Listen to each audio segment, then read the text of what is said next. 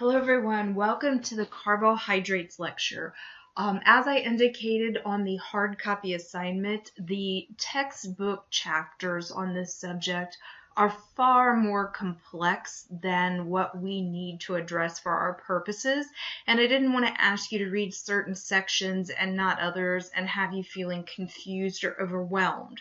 So I'm going to do my best to make what is a very complicated science into something that is much more user-friendly for you. So my first suggestion, as is always the case, is that you be sure that you are sitting in some place free of distractions, so you're able to focus and listen, and that you are prepared to take notes, especially in light of the fact that there are no written materials to reference.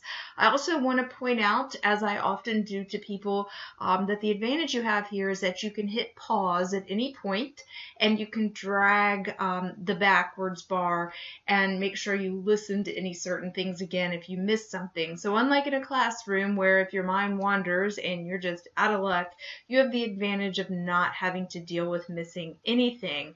And as always, at the end, if you feel like there's anything you're unclear about, you can simply reach out to me, but you can always go back and listen to certain sections again as well. So I want to reiterate what you already know. We began with the fact that all foods are categorized as either plants or animal foods. So within the domain of plant foods, you have once again fruits, vegetables, legumes or beans, as well as all kinds of nuts and seeds and whole grains. And within the animal group, you have eggs and meats, which could also be labeled as seafoods, as well as dairy products, which obviously means milk and anything made of milk, including yogurt, kefir, cheese, or otherwise. So when we're looking at foods, and these are just some random examples of foods that you have on the image here, what we want to remember is that they are all just mixtures of those chemicals called nutrients. So no one nutrient exists in isolation. You can't look at this orange and go, oh, that's vitamins. It's not, right? It's an orange. And that orange is made up of a mixture of nutrients, including carbohydrates, small amounts of protein, lots of water, an abundant amount of vitamins and minerals, and even those non-nutrient substances called phytochemicals, which so far you have heard are beneficial to health. And when we look at that milk, we should see a mixture including fat, protein, carbohydrate, water, vitamins, and minerals. And when we look at those sweet potatoes, we should think, wow, this is a really nutrient-dense food, because for every calorie, I am getting a wealth of valuable phytochemicals, because all plant foods contain plant chemicals that are beneficial to my health, as is indicated by bright colors like the orange of the sweet potato. And you'll later learn that those phytochemicals do amazing things in our body. So when I look at this and I think, I get phytochemicals in this sweet potato, I get the carbohydrate that fuels the trillions of cells in my body and enables me to survive and thrive. And along with that, I get some protein, because all foods contain some protein. And there are even small traces of fat that I need, as well as plenty of water, because every food contains water, and an abundant amount of vitamins and minerals. That could be said for each one of these foods. So keeping that in mind, when I ask you what do all of these foods pictured here have in common, they're all nutrient-dense foods, right? They're all nature's creations. But all of these foods on this particular screen, and you see here nuts and seeds and beans / legumes, and you see fruits and vegetables and whole grains, and you see dairy, milk in particular. So you see everything except meat and eggs on this screen. So all of these foods, everything except meat and eggs, contain carbohydrates. And that's because nature wanted to make sure that man, throughout all of history, was able to get everything that he needed at any given time. And so nature made sure that its bounty provides us with the things that we need for survival. Carbohydrate is our body's primary and preferred fuel source. So our cells use more carbohydrate for fuel, and otherwise keep themselves running and performing and doing what they do, than they do of any other energy-yielding nutrient. So you learn that carbohydrates, fats, and protein are the macronutrients. You learn that means they're bigger, and they're bigger because they contain calories. So we can use some portion of carbohydrate, fat, or protein to generate fuel. But as you will learn later, fats and proteins have a lot of functions in the body that have nothing to do with being fuel. So your body uses carbohydrate primarily as its fuel source because it has fewer other functions in the body. So it is the primary and preferred fuel source for our cells, for cellular fuel. Remember, your cells are tiny little components that together have clustered together to form tissues. And those tissues have come together to form organs, and those organs have come together to form organ systems. So you're nothing but a collection of trillions of cells, all which require a certain amount of carbohydrate to function properly and efficiently. So when people normally speak of carbohydrates, they're speaking incorrectly. I hear this all the time. So most people, if you say, what are some carbohydrates? They'll say bread, rice, potatoes, pasta. Or if you reverse it and you say, what are breads, rice, potatoes, and pasta? People say they're carbs, but it's wrong. Think about it. What you see pictured on the screen here are foods. And what are foods? Mixtures of nutrients. So this rice, pasta, the potatoes, the corn, all of these things, the bread, they all contain vitamins. They all contain minerals. They all contain some trace amounts of fat and protein. They all contain carbohydrate as well, and because they're plant foods, they also even contain the chemicals called phytochemicals. So what you have here are mixtures of nutrients, one of which happens to be carbohydrates. If I gave you a picture of fruits and vegetables and I said, what are you looking at? Then if you call this carbohydrates, you should call those carbohydrates as well. But you wouldn't. You'd say fruits and vegetables. You would recognize them as foods, and you would probably readily acknowledge that they were mixtures of a lot of different nutrients.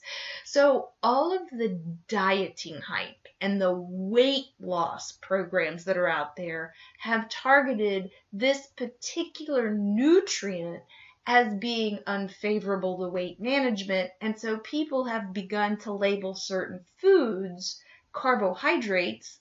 It's an incorrect use of terminology, and you're taking a course so that you're better educated than the average person. So it's really important moving forward that you refer to bread as bread and pasta as pasta and rice as rice and so on, and you refer to these as foods. And if you want to refer to foods as containing carbohydrate, then you should say all foods except meat and eggs. So now we know how to properly use the macronutrient term carbohydrate. It is one particular nutrient contained within all foods except meat and eggs. So you know that there are these 6 classes, and we're going to go through each one of them in this course, but we are beginning with carbohydrates. So we have to look at some basics. You probably remember learning about photosynthesis somewhere in your K through 12 education. So just a refresher, plants are using photosynthesis. So in essence, they are capturing the sun's radiant energy in their stems and their leaves. And then animals come along and they consume plants. So the cow might graze and consume it, or the person might harvest the plant from the ground or the bush or the tree and eat it. Regardless of whether or not it's an animal other than a human or a human, animals are consuming plants and that's how they're getting carbohydrate. So it's very logical when you stop and think about the fact that this is a structure made of carbon, hydrogen, and oxygen, that it contains carbohydrate. So the water, because water is H2O, hydrogen and oxygen, that's being drawn up through the roots, and the carbon dioxide that's being absorbed from the air, come together as carbon, hydrogen, and oxygen, and that structural form is called carbohydrate, and it is only because of the sun's energy that this whole synthesis process, the air, the roots, the water, the CO2, that all of these things are brought together. You don't have to be an expert at photosynthesis. You simply want to appreciate the simplicity of the fact that all plants contain carbohydrate because there is some science behind it. Fruits, vegetables, legumes, nuts, and seeds, I cannot emphasize enough, and whole grains. And remember, there are many different types of grains, not just wheat. So I've mentioned a few times now that there's no carbohydrate in meat and eggs, and I'm going to make it really simple for you. These are dead animals. They're not living things. So we understand that all plants contain carbohydrate, but wouldn't an animal who ate it therefore contain the carbohydrate that was in the plant they consumed? Yes, as long as they're alive. Because when an animal, whether it's you or it's a cow, consumes a plant, it takes in the carbohydrate, its digestive system breaks it down, and the sugars go into the bloodstream. At that point, they're called blood glucose. So that blood glucose is the carbohydrate circulating in the circulatory system, being delivered to all the cells of the living animal. So as long as there is a circulating blood supply, then there is carbohydrate in the form of blood glucose being circulated. But when you kill an animal, and now you're eating meat, dead flesh, there is no circulatory system. So there's no circulating blood, there's no blood glucose, hence there's no carbohydrate. Most of your eggs that you buy at a store, and they were never a living creature to begin with. Now, if a rooster and a hen got together and made an egg, then that fertilized egg would begin to develop into a fetus, in which case that chicken that would hatch would have a circulating blood supply.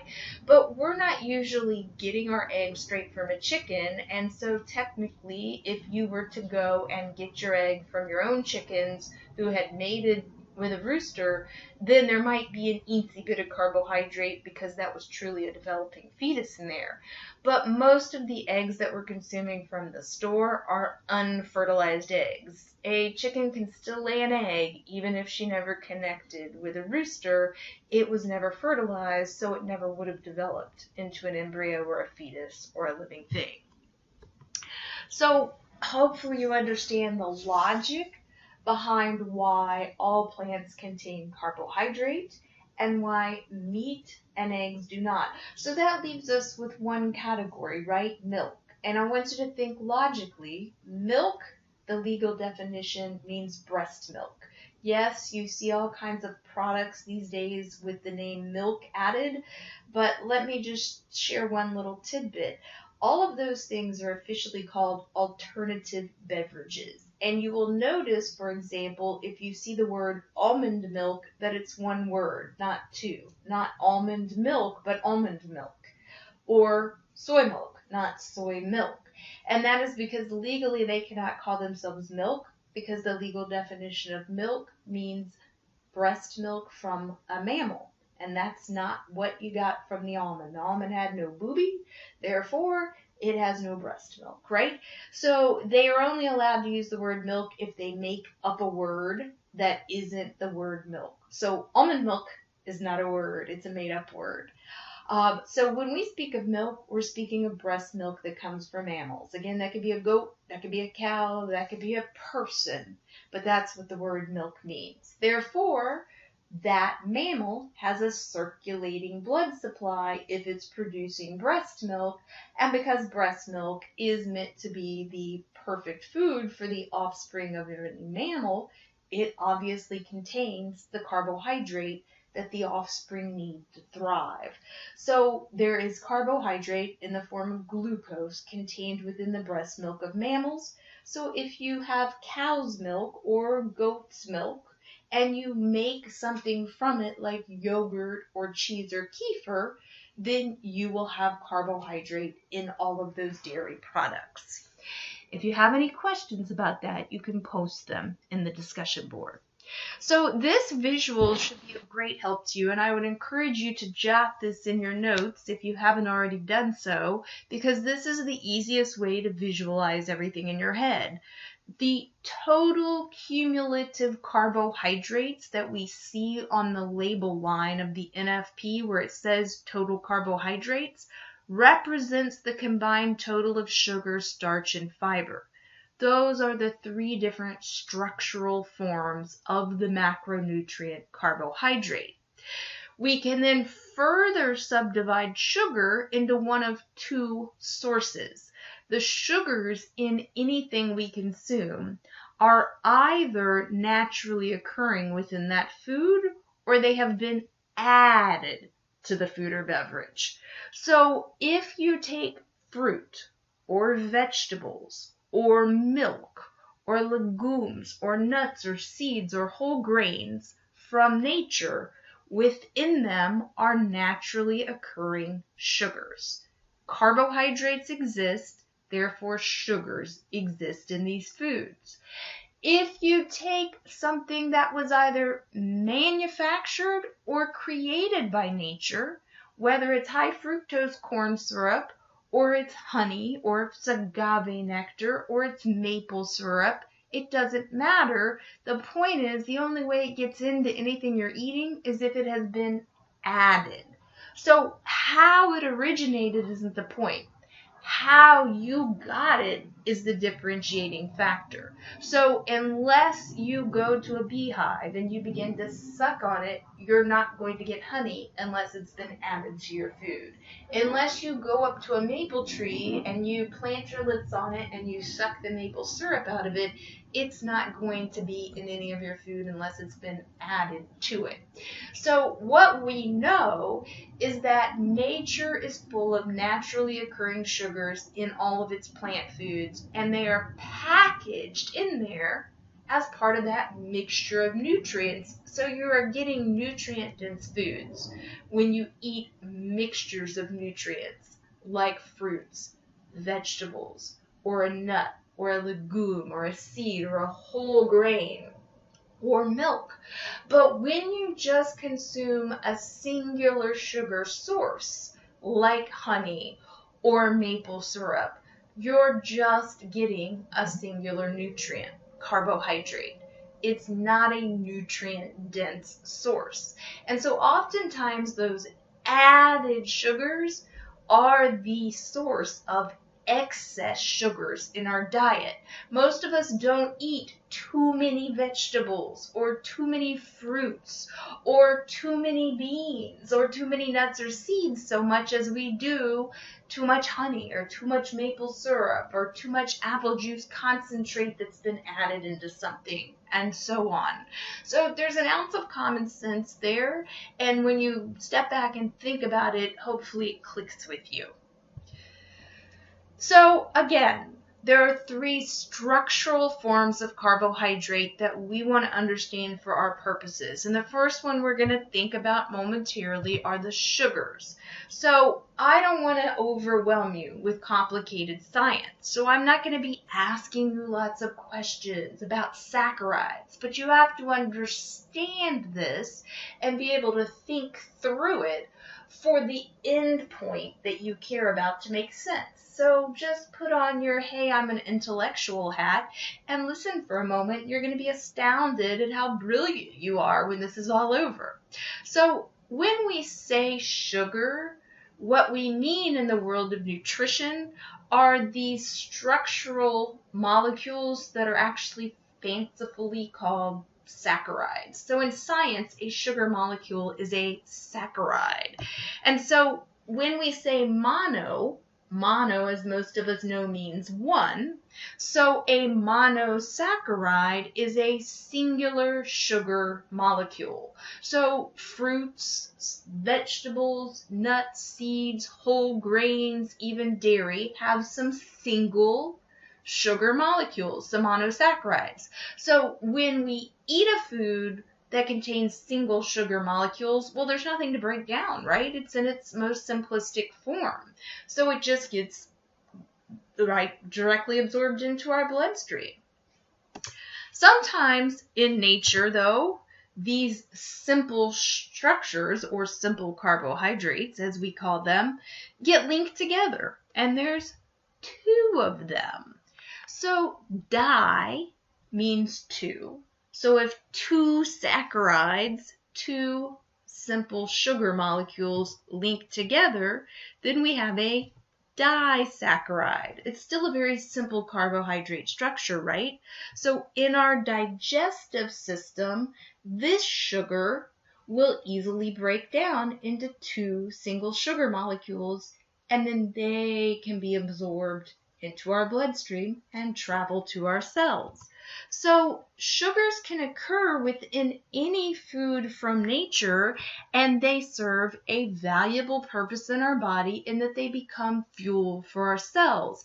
But when they are packaged into all of these different whole foods that nature creates, you're getting the most bang for your bite, because you're not just getting carbohydrate, which becomes the sugar, the fuel for your cells, you're also getting all of these other valuable components. In other words, these are nutrient-dense foods. So remember, many different forms of added sugar exist. You have the handout, the two-step process, and it tells you step number 1 is look at the sodium. If it's 5% or less, you give it a thumbs up, and then you want to check the added sugars. You now know that sometimes there's a line for that, but if there isn't, you have to look in the ingredients list, and you're looking for terms that indicate the presence of an added sugar, and that's all those names on that handout. You see that long list, and these are just a sampling of the terms that you see there. The second carbohydrate structure is called a starch. Now, this is not listed on the nutrition facts panel because we don't need to go around thinking about what percent of our food is starches. The only type of sugar we have to worry about are added sugars. We don't worry about naturally occurring sugars because we know that they are part of a nutrient-dense food. We only worry about excess added sugars. And we don't worry about starches because they are part of foods from nature. They are the more complex structures, the linked chains of multiple saccharide molecules that are found within plants. Plants are always foods that are mixtures of valuable nutrients. So whole grains, nuts, seeds, legumes, fruits, vegetables, they all can have starch components, and those long linked chains of saccharide or sugar molecules during digestion break apart into singular sugar molecules, monosaccharides, that are easily absorbed into our bloodstream and circulated to our cells for fuel. So what I'm telling you is that no matter what form it was in the food, a singular molecule, a monosaccharide, two stuck together, a disaccharide, or a whole bunch of saccharides linked together, a polysaccharide, it doesn't matter. The point is that once it goes through your gastrointestinal tract, what you end up with on the other end are a bunch of sugar molecules. They're absorbed into your blood. You tend to call that blood sugar, but again, it's more formally termed blood glucose. And that is what circulates to your trillions of cells in order to fuel them, which is why carbohydrate is so essential to our survival. So I'm going to let you look at this. Let it sink in. So we looked at simple structures, 1 or 2. So it made sense. Those are simple. They're simple carbohydrate structures. These are much more complex because there could be 4 linked together like you see here, or there could be 100 saccharide molecules linked together. But it's a much more complex structure, obviously. So when there are multiples of something, it's poly. So polysaccharides mean multiple sugar molecules linked together. And because this is a more complex structure, we simply refer to it as complex carbohydrate structure. Ultimately, it all becomes single sugars in your bloodstream. So why can you not just omit sugar from every recipe? Why is sugar important? Why does it exist in the first place? Well, obviously it makes things taste sweet. And when something's more palatable, you're more likely to eat it. So that can help encourage us to eat things that we need to eat.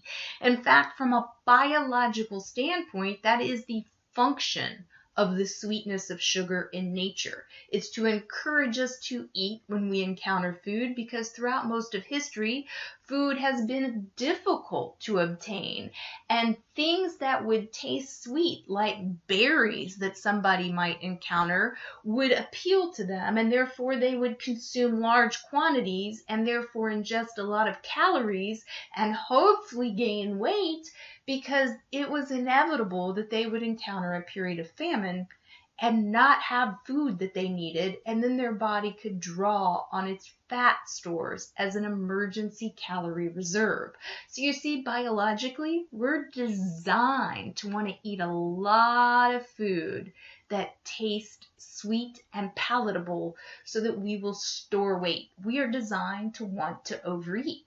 You could see why your biology does not suit the world you live in today, where food is not just abundant, but available in excess. So our environment is totally at conflict with our biology. But in terms of cooking, you can also understand why sweetness plays a role while sugar is important. Hopefully, from a culinary standpoint in your training, you can appreciate that it aids in the creaming process. When you bake something and you put butter or shortening or whatever your fat is in there, and it always says to cream it with the sugar, and that aerates things, and that's going to have a lot to do with the texture of the product. If you can't aerate, you whip it together. If you can't cream things, then your sugar molecules and your fats aren't going to provide the right airiness in the baked good. It also creates softening of the spreading action. So something like a frosting, for example, it's going to enable it to be spreadable. In the bread, because it helps aerate things, it's going to promote good grain and texture. And that's also what's going to help impart that crust color. You should be familiar with the Maillard reaction. I'm sure you've studied that with Chef Sanchez. And it's going to also act in a preservative fashion. One of the key preservatives since the beginning of time, aside from salt, has been sugar, because of the fact that it plays a role in drawing the moisture out of things, and that helps to preserve it. In terms of a baked good like bread, where you use yeast, well, it aids in the fermentation process, and that's some food chemistry that you may have studied, and it balances acidity. For example, if you're making something that's a tomato-based sauce, like a spaghetti sauce or a marinara sauce, you have to cut that acidity with a little bit of sweetness like sugar. So you can't just go around omitting all forms of added sugar and expect recipes to turn out the same. There is literal chemistry there that you have to understand from a culinary standpoint to appreciate the fact that sometimes you can substitute one sweetener for another, perhaps use pureed prunes or pureed dates in a baked good instead of actual refined white sugar or honey, but it might not work so well in one product like it does in another. Or in terms of cooking, you could use pureed dates or prunes in a spaghetti sauce to add sweetness and to thicken it, and it wouldn't alter the flavor in any way instead of sprinkling sugar in. But, that's not going to work in a yeast bread. Yeast bread necessitates actual granulated sugar so that you can create the crust. So when you understand the food chemistry that you're inevitably studying in other courses, and you put it together with a little nutrition knowledge, you can realize that there are appropriate substitutes in the interest of health in some occasions. And the beautiful thing is that when you make some healthier substitutes where possible, then that leaves room to eat some of the foods where there is no viable substitute, because you have room for some of those other added sugars in your diet, like the ones added into the yeast bread to make it crusty. So we can eat a fabulous whole wheat yeast bread that has some added sugar and not worry about it, because we know we're eating a whole grain product, and that in other cooking applications we're using minimal or no added sugars and finding good alternatives. So we'll be looking at some of those creative options at a later date. I just pulled up this page and clipped a snip of it to kind of give you a moment to really appreciate some of these key roles of sugar in cooking. And again, acting as a preservative by helping stabilize the water content of foods, and that helps prevent and slow the growth of bacteria, and that's what makes them more shelf stable. Hence the preservative function. A flavor enhancer is certainly going to balance acidity or sourness. If you try to make a fruit cobbler, you can make lots of really healthy fruit cobblers. You can make a whole wheat crust and use minimal sugar in the dough, and then you could fill it with berries, and usually just a pinch of sugar sprinkled on top is really going to brighten up the natural sugar flavor that's in those berries. It takes very little to brighten that up and make a big difference. So it's a flavor enhancer. Everything doesn't have to be super sugary, right? It can use for color, because the Maillard reaction is going to help to brown the crust of the bread, and that's what makes it look different and be crispy, as well as the fact that it can add viscosity. Sugar attracts water, and so it's going to help thicken things up, and by the same token, it can act as an anticoagulant. Coagulant means something binds together, so it can actually help keep proteins from binding together in the cooking process so that everything doesn't ball all up. So there's some logic in its chemical functions. So an assignment, the second primary focus for assignment 2, you learned about your digestive system, and you learned that the actual process of digestion is simply the breaking down of nutrients. So food enters your mouth, and the food begins to be broken down, as do some of the nutrients that were in it. It goes down the esophagus as a bolus. It enters the stomach, where it's further digested through stomach churning and acids and enzymes in the stomach, and it becomes that liquid called chyme. And then that leaves the stomach and empties into your small intestine, where further churning action and more enzymes are released, and all of the nutrients are further broken down. And it is because of all this that you're able to absorb all of those individual nutrients, and your cells are able to use them for all of those vital functions. So that is what should help you to appreciate the fact that whether the carbohydrate in your food, once again, started out as sugar or starch, does not matter. Ultimately, it all gets digested or broken down into those most basic singular sugar molecules, simply termed monosaccharides, and those are absorbed into our blood, at which point they become blood glucose, and they circulate to our cells, where their caloric portion, 4 calories are in every gram of carbohydrate, right? So most of your carbohydrate structure affords calories to your cells, which are really the fuel that your cells use, and through a series of chemical reactions at the cellular level, the calories contained within the carbohydrate yield what we call cellular energy that drives more chemical reactions in the cells of the body that facilitate everything from breathing, heartbeats, muscle contractions, reproduction, and so on. Carbohydrates are vital to life.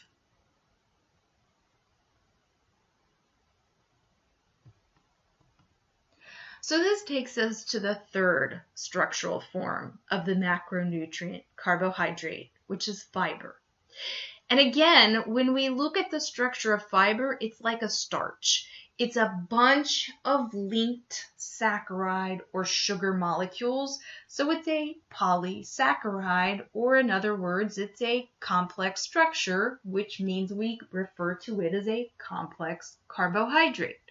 But how do fibers differ from starches if they're essentially the same thing? One key way. The human body does not produce a digestive enzyme that enables us to digest or break apart this structure. So with rare exception, and I don't want to elaborate at this level and confuse you, so suffice it to say that with rare exception, fibers remain intact as they pass through the body until they reach the point of excretion, which is your feces. In other words, fiber leaves your body with a bowel movement. So I like to envision this structure as passing through your digestive tract like a little scrubby brush. So picture the small intestine and the large intestine here, the green and the yellow. And this little scrubby brush is just passing through, scrubbing its way through, cleaning things up. So most of it stays very solid and intact. And so it's able to collect debris like dead cells or different substances that the body wants to get rid of. And it creates bulk to your stool because it's stiff. So it helps you form more solid feces. And what really happens is that as your stool bulks up, it puts pressure on the walls of your colon, and that tells the muscles, hey, you need to push this through. So this is why fiber helps us to have more regular bowel movements, and that means that we excrete calories we don't need, and we excrete calories we couldn't absorb. And so there's lots of benefits in how it helps remove some of the waste products from our system. Now, some of the fibers, they try to break down. Maybe a couple of sugar molecules manage to escape and get absorbed. So there's very few calories, if any, being absorbed from fiber. The rest becomes kind of this sticky, gummy paste, and stuff sticks to it, like cholesterol. And that means that when we have a bowel movement, fiber carries cholesterol out of our body, so it can't be absorbed into our blood. So this is why you hear you should eat high fiber foods like oatmeal and celery and prunes to help lower your cholesterol levels. So you see, fiber is the structural form of the macronutrient carbohydrate that is extremely beneficial to our health, and this is why we want to have a lot of fiber in our diet. So if you recall from the very first lesson, we need lots of fiber and most Americans don't get enough. If you recall from the second lesson, there are ongoing studies in this country where we look at what people are eating and therefore how much they are getting of a variety of nutrients.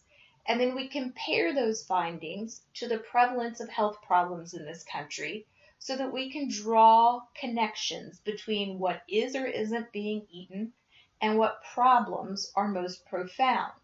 And what we determine repeatedly from these ongoing studies is that Americans at large do not consume nearly enough fiber, and the lack of adequate fiber intake is directly associated with an increased prevalence of some of the most common and most preventable health problems in this country, such as cardiovascular disease, kidney disease, numerous cancers, and so on.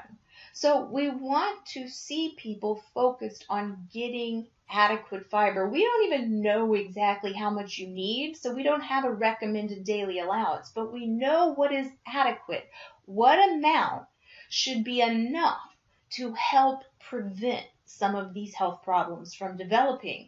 And so we know that that's a minimum of 25 grams a day. And so we want people to focus on looking at the percentage on food labels and look for larger percentage values. Hence why you were taught that that's the one label on the nutrition facts panel where you want to see greater percentages. So as you look at this right here and you see that a high fiber diet is great for your body and digestion, you're starting to understand why. It keeps you full longer because your body is wrestling with it, going, what? I need to break this structure down. It's a carbohydrate. I'm going to give it longer. I'm going to work at this a bit longer. And your body is frustrated, but hey, that's to your benefit, because the longer it messes around with this stuff, the longer your gut is full of something, which means you're not going to feel hungry as soon. Because once your gut finishes wrestling with stuff, then you're going to feel hungry again. It's your body's way of saying, seek more fuel. So fiber fools your body into thinking it has what it needs for a longer period of time so that you don't have to eat as often. So if you're someone who's interested in working to improve your overall health as well as your body size or weight, fiber is your best friend.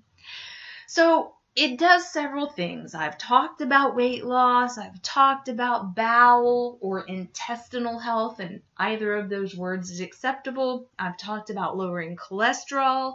That leaves me with one more point worth emphasizing. And we'll come back to this later when we discuss diabetes. But you see here, maintaining blood sugar. So you see, when we complete the digestion of carbohydrates and we end up with all of these single sugar molecules, these monosaccharides, and they enter our blood, that means that the blood glucose level rises. That's logical. The fuel has entered the fuel line. And so at that point, we then need to move the fuel out of the fuel line and into the cells. That's fabulous. But in people who have diabetes, this system is disrupted or broken. And sometimes the fuel stays trapped in the fuel line, meaning the bloodstream.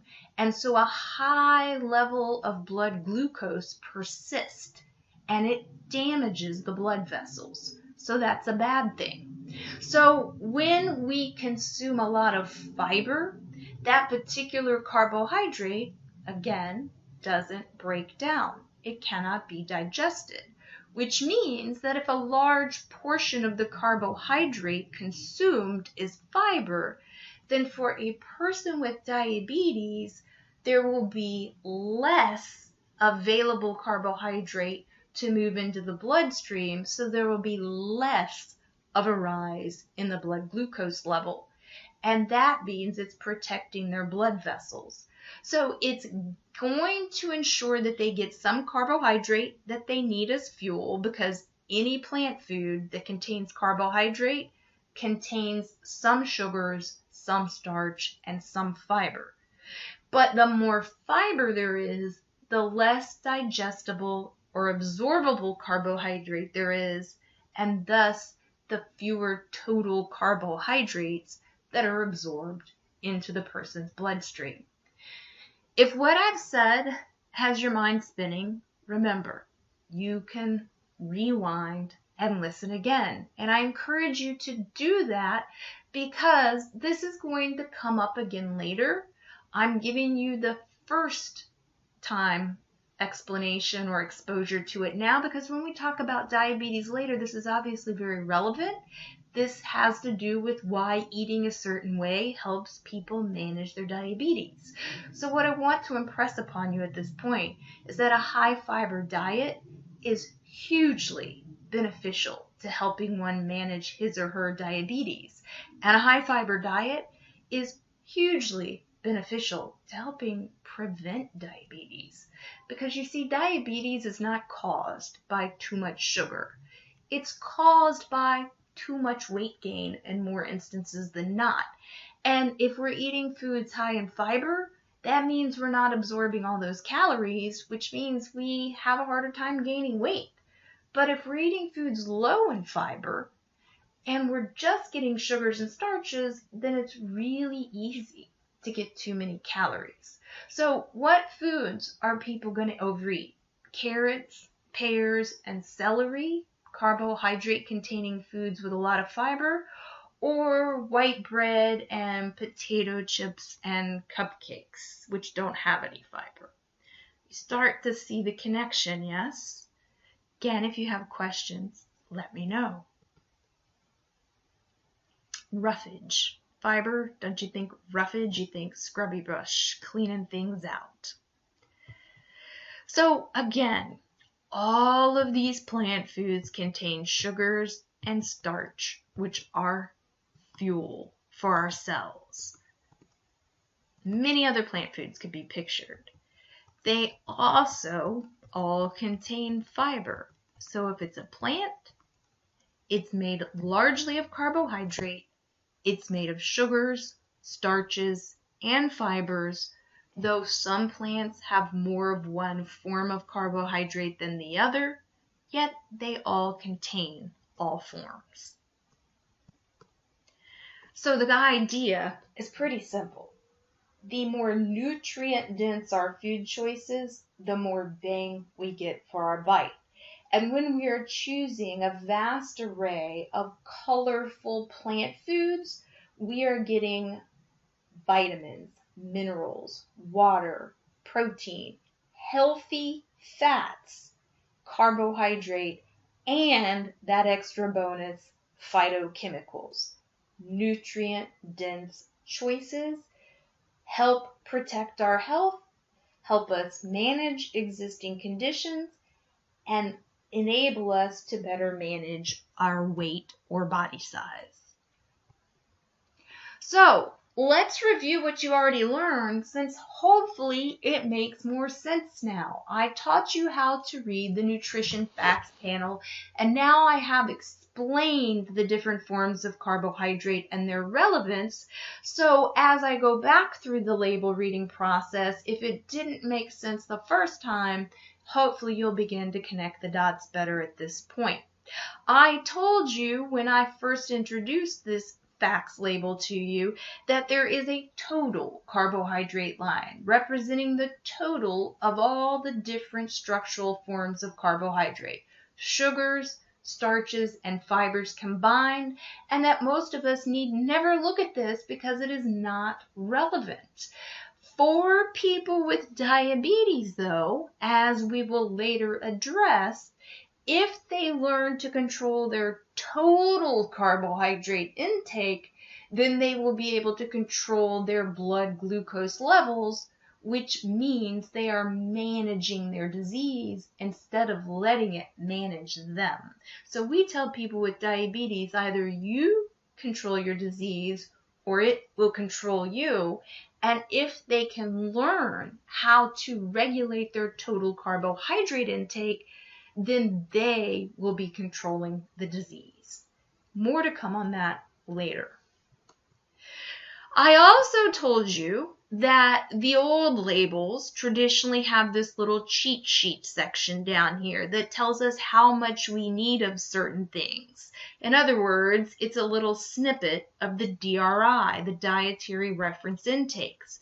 If you notice down here, you don't see a line for carbohydrates. So if you were to look at this and tell me that 13 grams is a lot of carbohydrates, I would ask you, really? How do you know how much you need?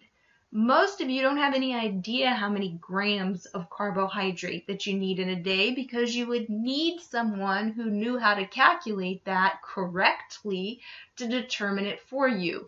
There is no standardized number of carbohydrates. Yes, there are diet plans that might say only consume this, but we're not here to talk about diets. We're here to talk about health. So based on health, everyone has individualized carbohydrate needs. So when they show a percent on this line, they are telling you the percent of the minimum amount of carbohydrate that every person should have. They are saying that one serving of this food provides 4% of the minimum amount of carbohydrate that every person should have. So that's a pretty low amount, right? But again, most of us don't need to be concerned with that. What we need to be concerned with is how much of this valuable fiber we're getting. So when you look at this section down below and you say, oh, at the very bottom, I see dietary fiber. And it tells me that I should get anywhere from 25 to 30 grams a day. So the adequate intake, which is one of the DRI indicators, is that people need 25 to 30 grams of carbohydrate a day. So when I look at this and I see that one serving provides 4% of the needed 25 to 30 grams per day, I can go, well, 5% or less is low. So this choice is very low in fiber. What? I don't want low fiber foods. I want lots of fiber. So a low fiber food is not an optimally healthy choice. Notice that there's a sugars line. And if you remember, the first thing I told you was we never look at the grams or milligrams. We only look at the percent on the nutrition facts panel. I told you if there is no percent on the line, it means you can't do anything with that line. So the traditional label, which you will still find on most packages, is the one you see here. There is no percent on the sugars line, which means that line is useless information. Well, what the heck? As you look at the bottom, the little cheat sheet section, you're looking to see how much sugar you should have. Lo and behold, there is no line. So if somebody saw sugars 0 grams, they said, oh, that's great, there's no sugar in it. I'd go, well, okay, well, how much sugar should you have? No one could answer that because there is no DRI, no recommended intake for total grams of sugar. There never has been. The only recommendation that exists is how much added sugar is acceptable. Because again, naturally occurring sugars are the carbohydrates that are a part of all of nature's bounty, and they are the fuel for our cells. Added sugars are nothing but fuel. They're not packaged with anything of value. So added sugars are the problem in our diets. Hence, there's room for some, but more than a certain amount is a problem. So the only recommendation is for added sugars, and this current or traditional label was not required to inform you how much added sugar has been in the food. That's why we have a new label law, and by the end of 2021, all packages will be required to have a line that says added sugars, and therefore you will be able to see the percent of added sugar contained within one serving, and that way you can look for 5% or less so that you have a low intake of added sugars. I'm going to click through and let you read for a moment.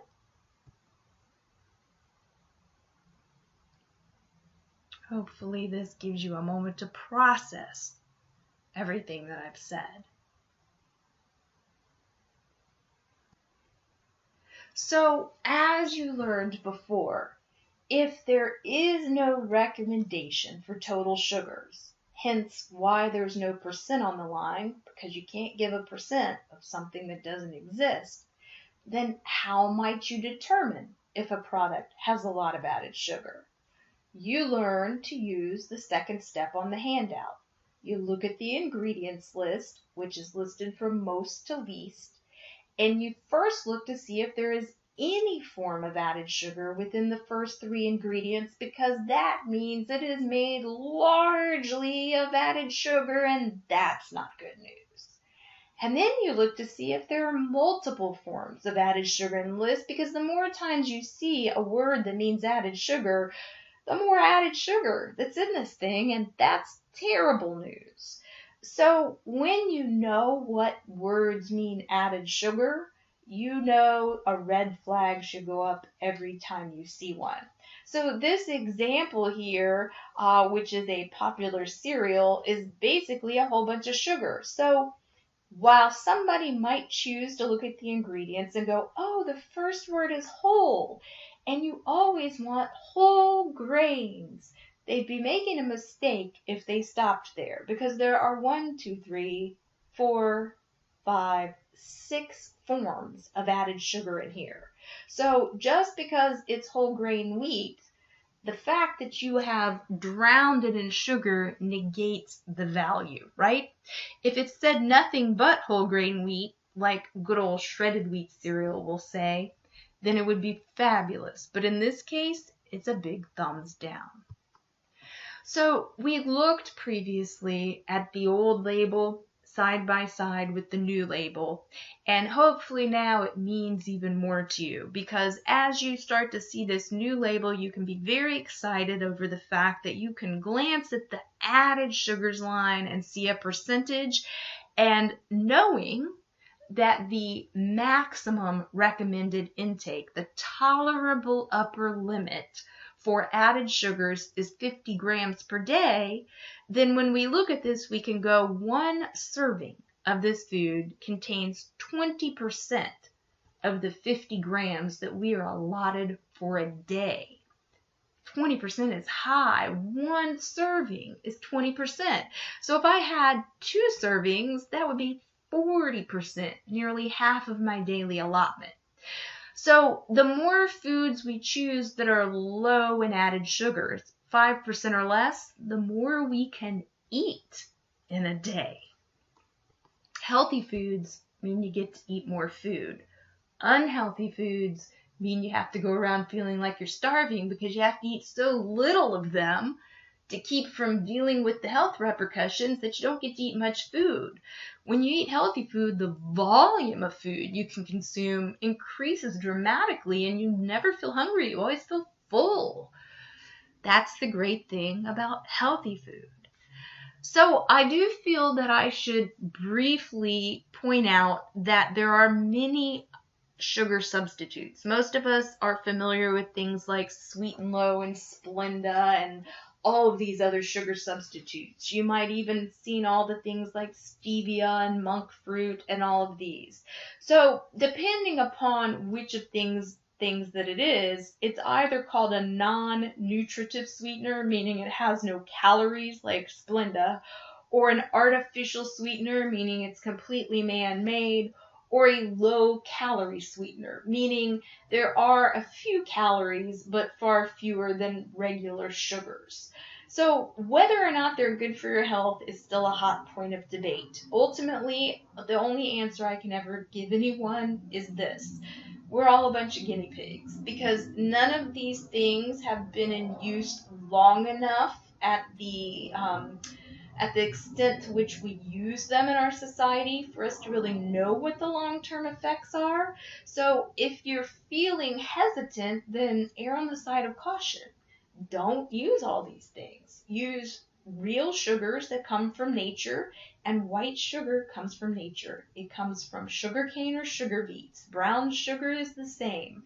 There's nothing special about honey and agave nectar and all of these other things. The point is, they all come from nature.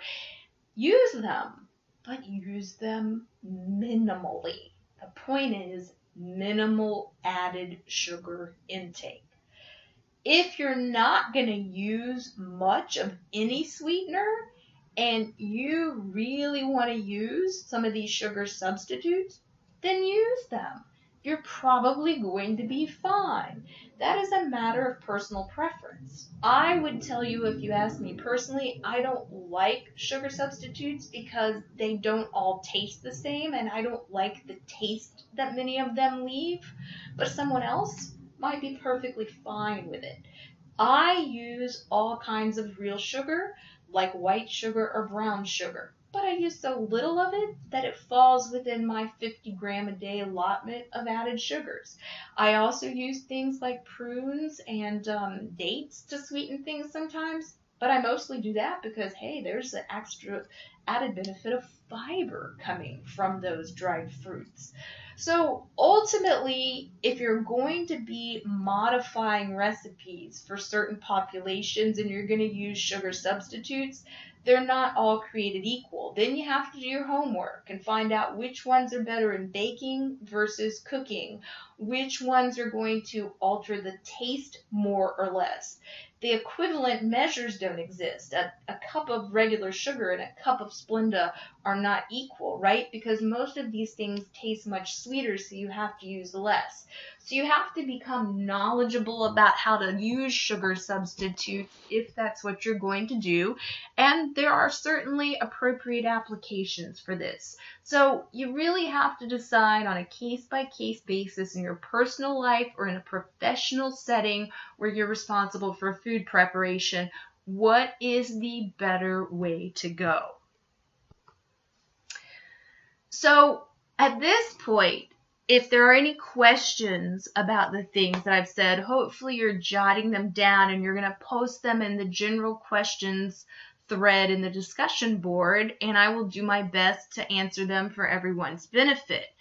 I want to click through the next few slides. I've already told you these things, and I want to give you a moment to read them and let them sink in. I also want to remind you that if you ever want the slides so that you can slowly flip through them and use them as a sort of notes, you're welcome to them. All you have to do is drop me a line and ask me to send you the slides. The reason I don't post the slides in Canvas is because there are individuals who might mistakenly think I don't need to listen to the lecture, I'll just look at the slides. Hopefully it goes without needing to be explained that that would not suffice. But after you listen to the lecture, if looking back at the slides would be beneficial to you, then more power to you, just let me know. Now, if you will carefully just examine these next few slides, then I'll move on.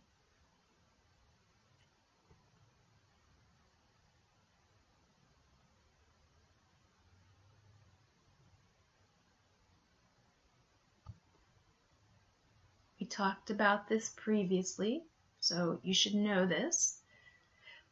I used the same example. Got a candy bar, basically made of Metamucil, if you recall.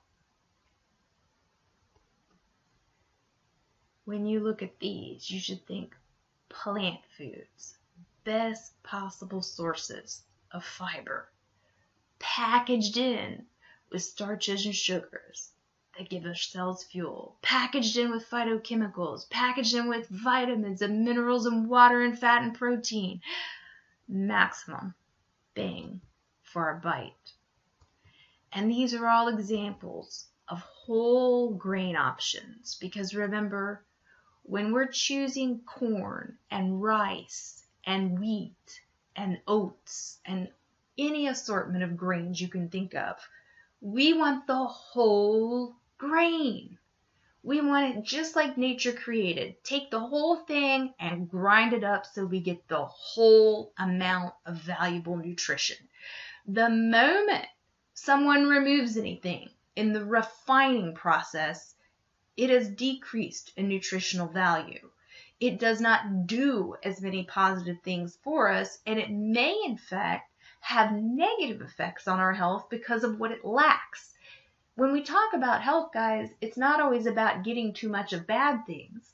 It's often equally about not getting enough of good things. And this is a prime example. So we want 100% whole grains. So the first word in the ingredients list on any grain product should be whole. And if you see the word enriched anywhere, that's not a great choice. We don't want any of the grains to be refined.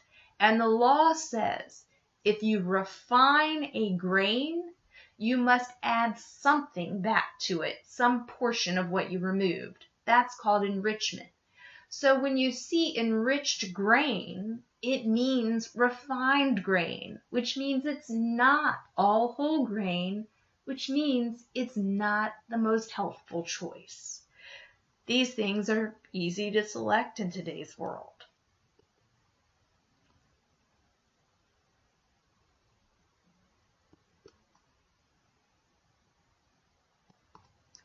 So in nature, all these grains, rice, wheat, barley, rye, oats, and so on, are intact whole grains.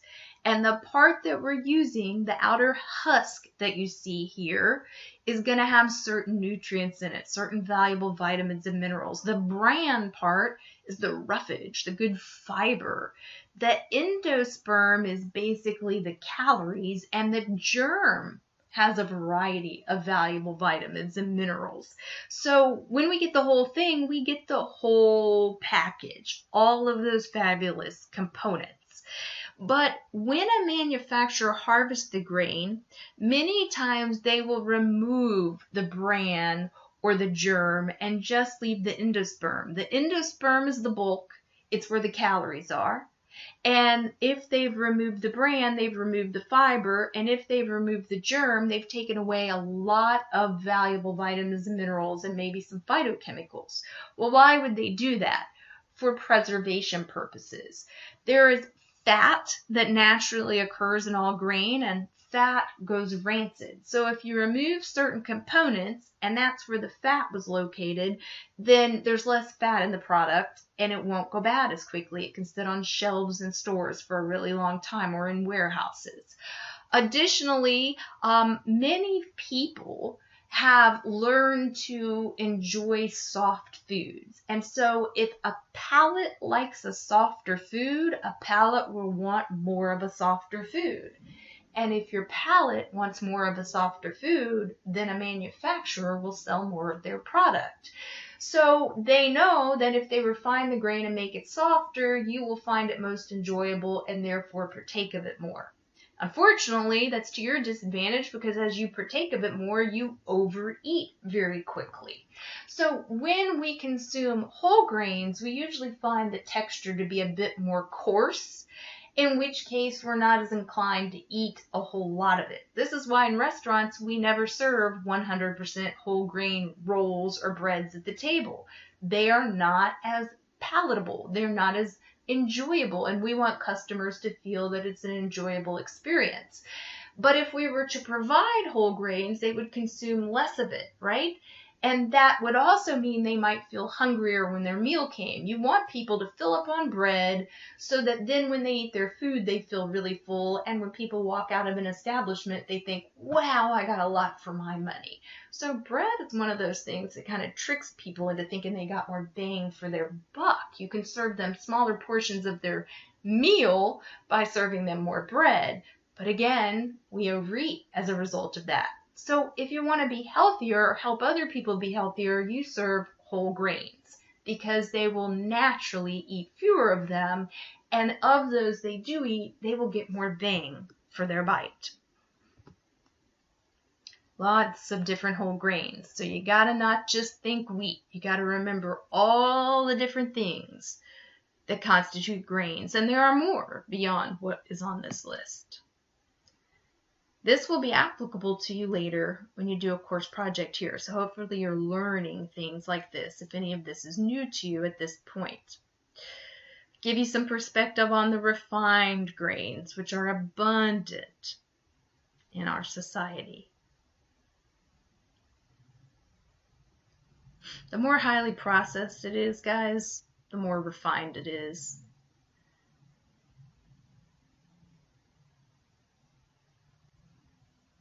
So, you now know there is no food group called carbohydrates. So you're now an educated individual and you know that there are foods, plant foods, and dairy foods that are mixtures of chemicals called nutrients, and that one of those nutrients is the macronutrient carbohydrate. You know that particular macronutrient is one of the 6 classes of nutrients, and that is contained in all foods, in other words, all plants and dairy, all foods except meat and milk. And you know that ultimately, no matter what it started out as, unless it's fiber, which doesn't break down and digest at all, you know that all carbohydrates, whether they came from naturally occurring sugars and starches or added sugars, ultimately they all become singular sugar molecules that are absorbed into our bloodstream and delivered to our cells to serve as fuel.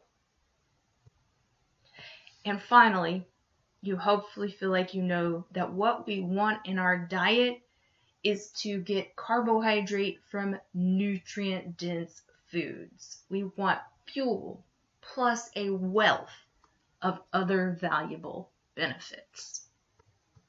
So, as we wind it up, let me reiterate what I mentioned before. Carbohydrate is essential to life. Your body is still the same as this guy's body. Your world has changed, but you're still the same biological being you have been since the beginning of time. And the human body is designed to do several things: eat, sleep, and reproduce.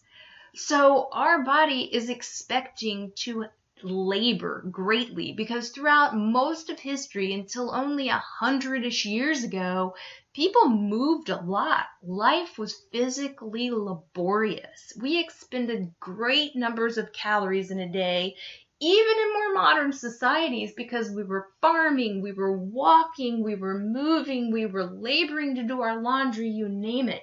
We didn't have cars and trains and planes and buses. We didn't have washing machines. We didn't have grocery stores.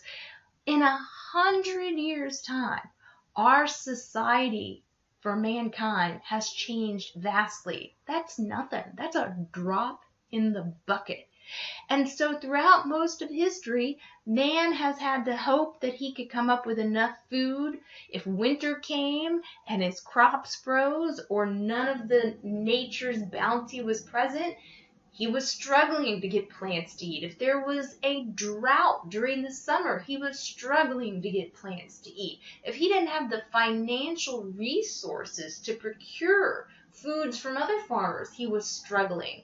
Throughout most of history, people had to hunt animals. That's pretty laborious. You try taking the spear and hunting an animal and then skin it and dismember it and see how much animal you eat on a regular basis. And then later, when other people were catching animals and selling them to others, again, it took financial resources. Throughout most of history, meat has been considered something that was a luxury item in most people's diets. So we've always had really plant-heavy diets and less animal foods in most cultural settings throughout history, but in both cases it's been hard to get enough food to eat. So invariably we've had periods of inadequate food intake. So biologically, our body says, when there is food, gobble, gobble, gobble. Eat yourself silly so that you overeat. And you store all those extra calories as fat, so that when you can't get food, your body will eat itself. It's stored fat. That's what weight loss is. It's your body eating itself because it's being deprived of adequate nutrition. And that is a biological survival mechanism. That's why it's so hard to lose weight, because you are fighting against a biological survival mechanism. When you understand these sorts of things, it's much easier to understand all the dieting hype and why it's just that. It's also much easier to understand health. You know, carbohydrates always get bashed. But again, that's because people are thinking of foods they overeat, like cupcakes and chips and refined grain products like crackers and white or wheat bread. Nobody's saying I overeat a lot of vegetables. No one's saying I overdo seeds. No one is usually saying I can't handle myself in the presence of apples and pears.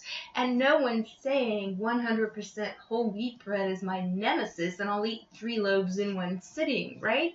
So carbohydrates get a bad rap because people are using that word incorrectly and they're associating it with particular foods that we overconsume. And yes, those foods all contain carbohydrate, but it's not because they contain carbohydrate that the issue exists. It's because we are biologically programmed to like sweet foods. And when there isn't much fiber present, there is just sugar and starch, then you taste the sweetness in your mouth and you want more. Now, you might not put a piece of bread in your mouth and think to yourself, that is sweet, but it is because you are beginning to digest the starches in your mouth and the sugars are already digested, and so your palate is recognizing that as sweet and it's thinking, do what I do when I taste sweet. Sweet means yum, that means eat more. So refined grains encourage us to eat more, and in today's world where we expend very little energy, we are no longer fighting for survival, and food is always present, eating more leads to being overweight and all of the associated health problems. So we need to understand food and the big picture rather than just focus on trendy hype like carbohydrates are bad. So I did mention to you before that there are very individualized carbohydrate needs, and all I'm going to say to you at this point is that at a later point we can examine your own individual needs. But if you can appreciate this detail right now, then hopefully it will stick with you when we come back to it later. So what happens when we take in excess carbohydrate? Well, all that you need to understand are these few points. Your body requires some certain amount of carbohydrate. So of the total calories that your body needs, and that would have to be calculated, somewhere in the ballpark of 45 to 65% of those calories needs to be coming from carbohydrate, plant foods and or dairy foods. So when you're taking in the carbohydrate from these foods, your body is saying, thank you for what I need. Thank you for what I need. And if it gets more than it can immediately use in the bloodstream, it shuttles some into your liver and it shuttles some into your muscles and it converts it into a storage form. In your liver and in your muscles, that storage form, as you can see here on the screen, is called glycogen.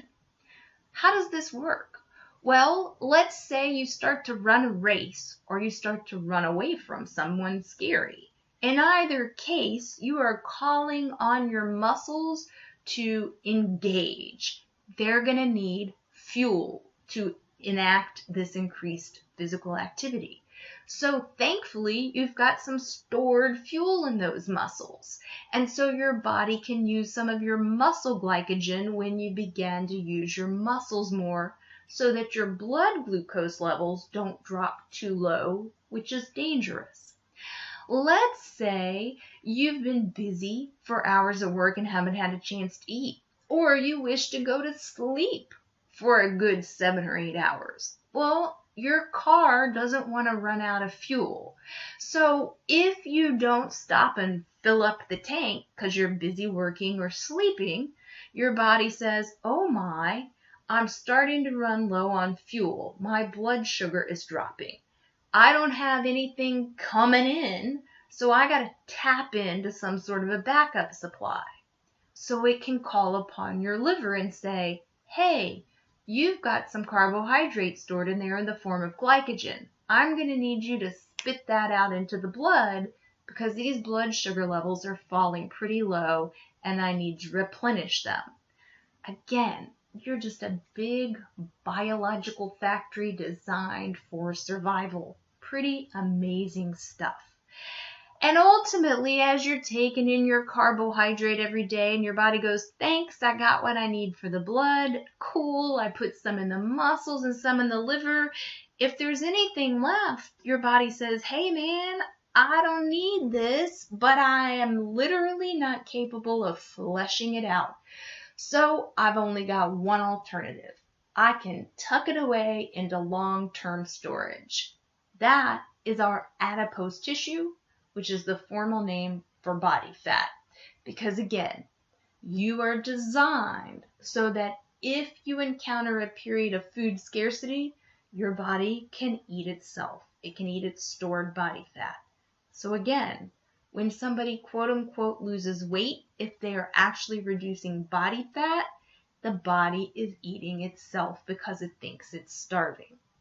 That's why weight loss is so hard. Tricking your body into thinking it's starving. It's not easy and really not ideal. So this is why we encourage people to avoid gaining excess weight rather than try to contend with losing it. But losing weight is doable, and we will touch on that briefly at a later point. So hopefully you feel like you've come leaps and bounds in your knowledge, and you feel like you can easily revisit anything here that you have any doubts about, and hopefully you know that I'm here to help you, and you will exercise the opportunity to reach out to me if you need some help.